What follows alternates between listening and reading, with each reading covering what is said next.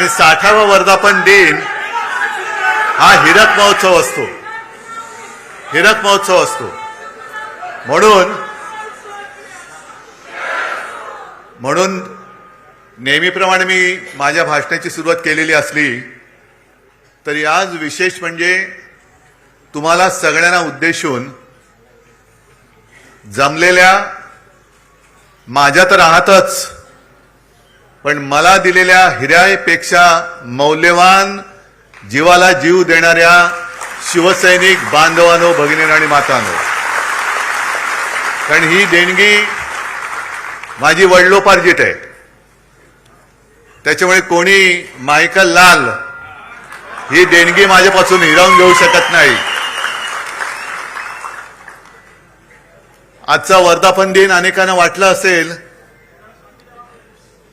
की दुःखी आणि कष्टाने खचून गेलेला शिवसैनिक इथे दिसेल, पण इकडे एक सुद्धा शिवसैनिक खचलेला नाही, उलटा पेटलेला आहे.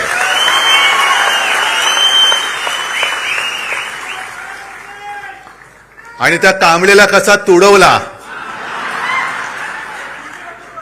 पुढचं तुम्हाला माहिती आहे. कारण अनेक जण मला सांगतात की उद्धवजी आता तरी आदेश द्या. म्हटलं आदेश बाळासाहेब कधीच देऊन गेलेत.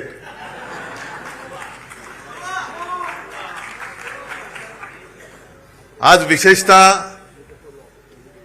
4 खासदारांचा सत्कार तर केलाच, त्यांच्यासोबत आपले हक्काचे 20 आमदार आहेत.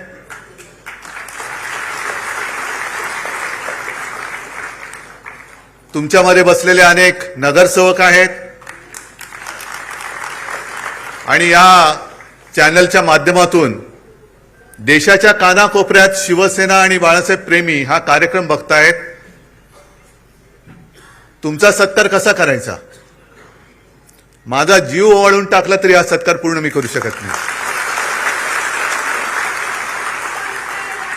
कारण संकटामागून संकट आली, येतील, पुढे येतील, पण संकटाला पुरून उरणारा शिवसैनिक माझ्यासोबत आहे तोपर्यंत मी सुद्धा करणार नाही. ही 60 वर्ष ही काही साधी नव्हती. या 60 वर्षामध्ये ज्यांनी शिवसेनेसाठी खस्ता खाल्ल्या, आज सुद्धा माझ्यासोबत अनेक जण बसलेत, तुरुंगवास भोगलेत, रक्ताचं पाणी केलंय. त्यातले काही जण आपल्यात आहेत, काही जण आपल्यात नाही आहेत. त्या सगळ्यांना मी विनम्र अभिवादन करतोय. शिवसेना प्रमुखांसोबतची ती पहिली नेत्यांची फळी, ती त्यावेळेला जी सगळी होते, मनोहर जोशी, सुधीर जोशी, वामनराव, प्रमोद नवलकर, दत्ताजी नलवडे, किती नावं घ्यायची. या सगळ्यांनी जे काही त्यावेळेला कष्ट घेतले, ते कष्ट आज महाराष्ट्राच्या कानाकोपऱ्यात आपल्याला दिसत आहेत. संकट अनेक आली, हे काही संकट नाहीच आहे.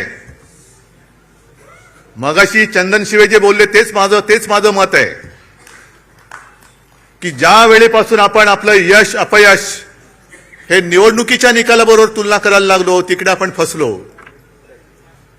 शिवसेना जे उत्तर शिवसेना प्रमुखांनी माझ्या समोर, तेव्हाचे जे होम मिनिस्टर होते, मला वाटतं इंद्रजित गुप्ता, आपली सत्ता होती, आपलं सरकार होतं, आणि एक घटना अशी घडली होती की जणू काही आता हे सरकार बरखास्त करणार.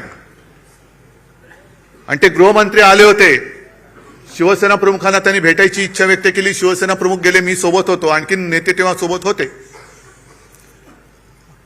आणि इंद्रजित गुप्ता म्हणजे किती जणांनी त्यांचा फोटो पाहिला असेल मला माहिती नाही, पण त्यांचा चेहराच असा होता की जणू काही बुलडॉग समोर बसलाय. आणि त्यांनी सुरुवात अशी केली आणि सगळं बोलल्यानंतर बाळासाहेबांनी त्यांना सांगितले, तुम्ही काय कराल? माझं सरकार बरखास्त कराल ना? एक लक्षात घ्या, आम्ही सत्तेसाठी जन्माला आलेलो नाही, सत्ता आमच्यासाठी जन्माला आलेली आहे.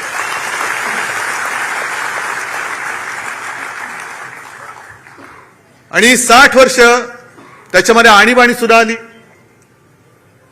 आणीबाणीचा काळ आणखीन भयानक होता. आणि तेव्हा तर ह्या सगळ्या गोष्टी, या सगळ्या आठवणी स्वतः शिवसेना प्रमुखांनी सांगितलेल्या आहेत